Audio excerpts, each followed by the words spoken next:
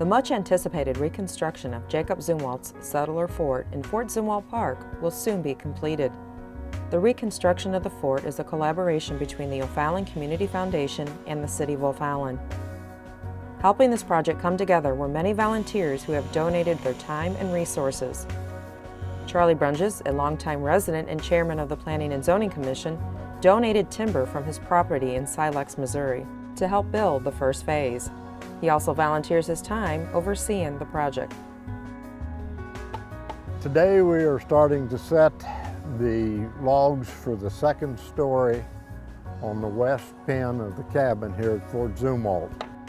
After this part of it is completed, then we will go ahead and build the east Penn up to the second story and do the same thing all over again.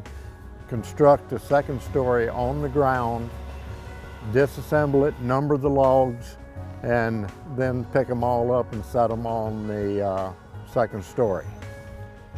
The end result will be a completed cabin when we get done with the second phase of, on the east side, the east Penn of setting the logs on the east Penn.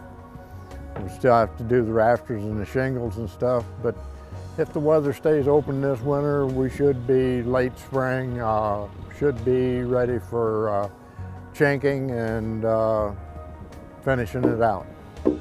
Before Zumwalt's fort could be rebuilt, the state of Missouri required that an archaeological excavation be conducted. Through this excavation, they learned how the log residence was constructed. This, along with early photographs, documentation, and historical research, allowed for a true representation of the fort.